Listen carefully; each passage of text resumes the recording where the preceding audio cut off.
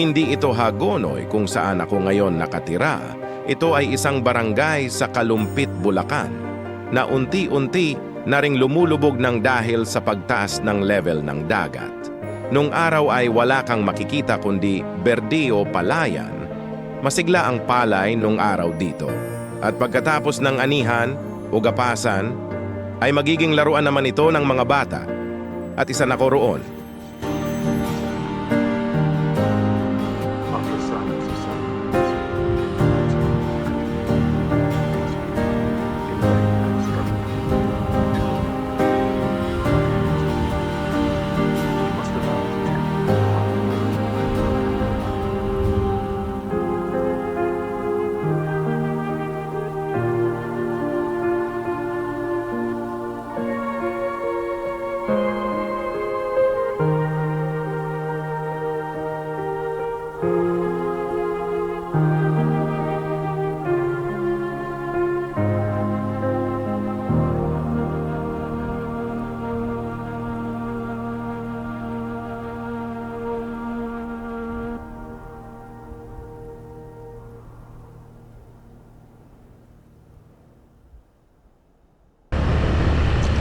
Araw ng Martes, August 6, papunta ako sa aking nanay para bisitahin.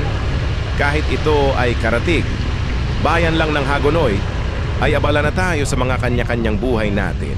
Lalo kung pamilyadong tao na tayo. At di ko inaasahan na ganito na pala ang mga dadaanan dito. Ang kalsadang ito ay sakop ng barangay Calizon, Kalumpit. Malalim talaga dito noon, lalo pagbahaan. Pero ngayon ay high tide lang yan.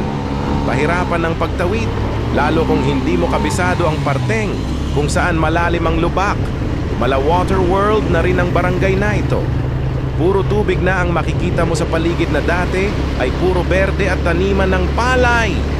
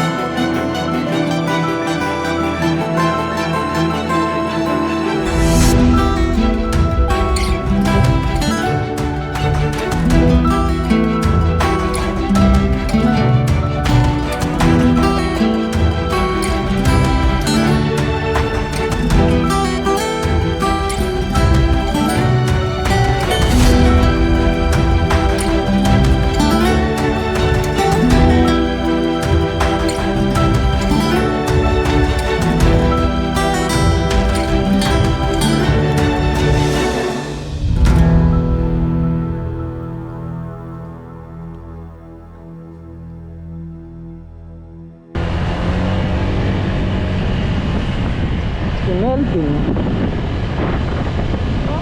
Melvin sa vape shop dati.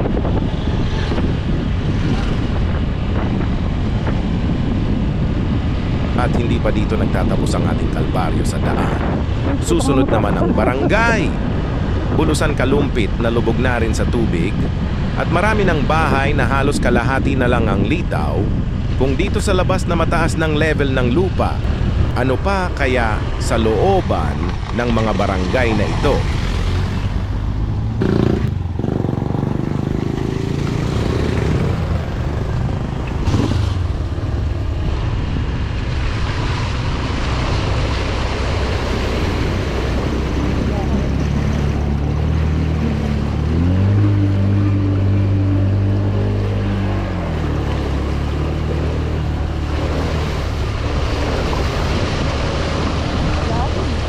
Pinasok ko CBT. Pinasok ko CBT. Ang ganda ng lugar na ito nung araw. Maraming nagja-jogging dito pag madaling araw. Kahit maglakad noon dito papuntang bayan ng Kalumpit, ay hindi ka mapapagod sa ganda ng tanawin.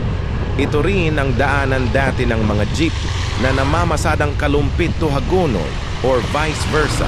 Inabutan ko noon, unang beses ko mamasahe at 150 o piso at 50 sentimos ang bayad sa jeep papuntang Kalumpit.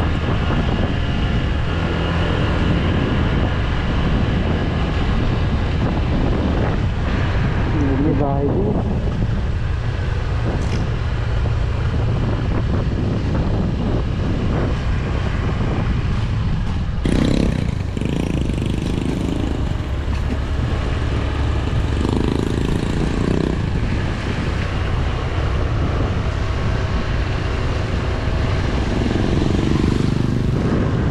Palayan dati, mukha ng ilog yun, no?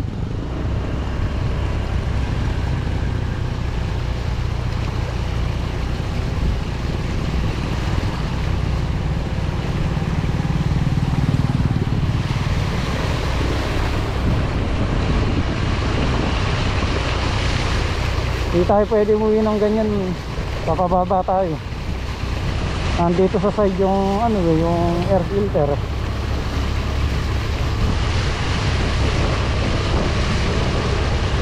Matatapat sa current pag nagkataon. Makapasok ng tubig yung makina.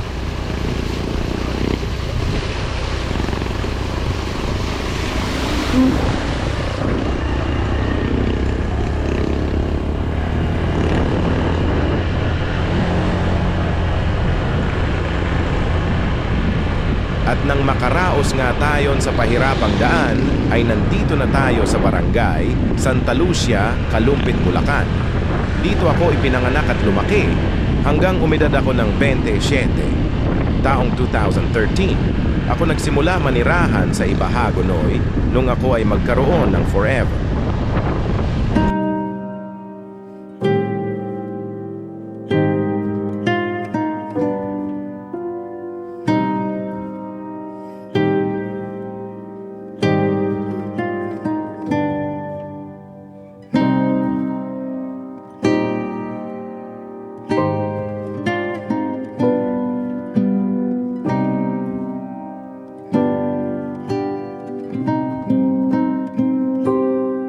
Dito ako nag-aral ng elementarya at mataas na paaralan.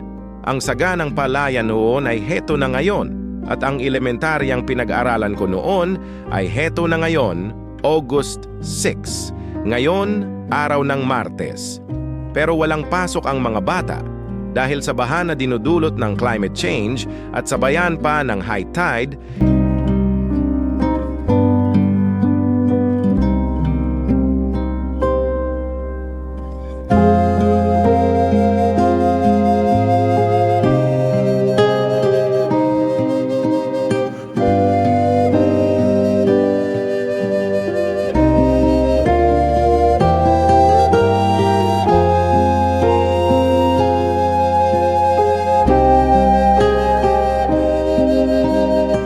Isa ang barangay Santa Lucia, Kalumpit na patunay na unti-unti nang lumulubog ang mga karatig barangay nito.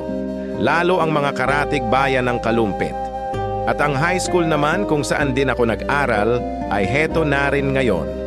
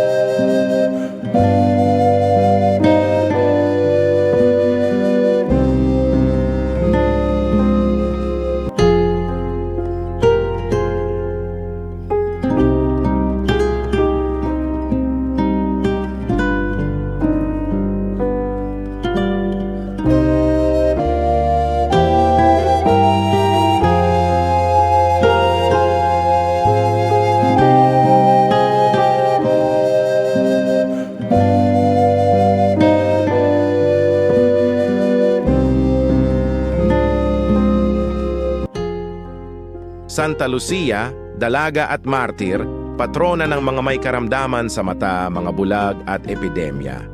Isa ang Barangay Santa Lucia sa Kalumpit, Bulacan na masaya at talaga naman pinaghahanda ang kapistahan at paggagayak ng nag-iilawang singkaban, sanay bago pa mahuli ang lahat ay magawan na ng solusyon ang problemang ito at matapos na ang problemang baha na unting-unti na nagpapalubog sa mga bayang parte ng Bulacan.